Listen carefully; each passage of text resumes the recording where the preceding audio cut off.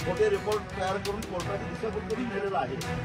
त्यामुळं आपण जिल्हाधिकारी कार्यालयामध्ये गेल्यानंतर आपल्याच्या हा महिला या जिल्हाधिकाऱ्यांना एक निवेदन देतील। ते निवेदन काय दया अर्ज द्यायचा आहे आणि जिल्हाधिकारी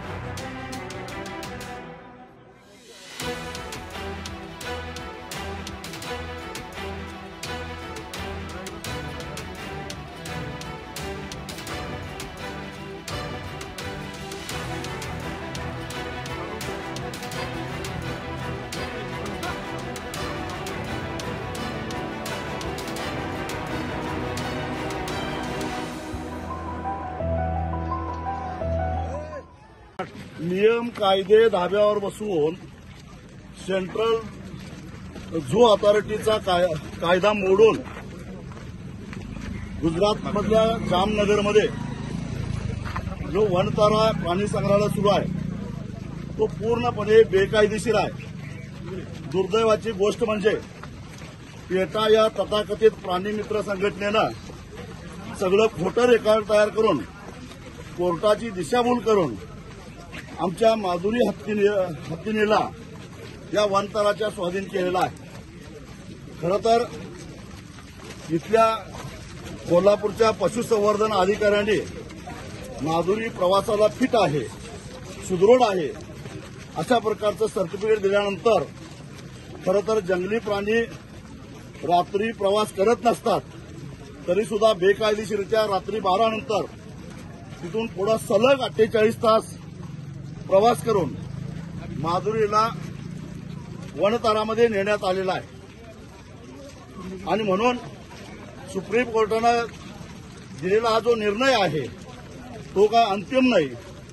संविधानानं सुप्रीम कोर्टानं दिलेला निर्णय बदलण्याचा अधिकार या देशाच्या महामहिम राष्ट्रपतींना आहे आणि म्हणून फाशीची शिक्षा झालेले अनेक कैदी दयेचा अर्ज करतात।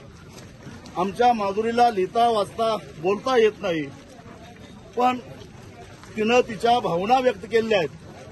4 तास नांदणीमध्ये मिरवणूक चालू असताना तिनं पाण्याचा थेंब घेतला नाही, फळं घेतली नाहीत। एवढंच नव्हे तर रडत रडत ती गेली।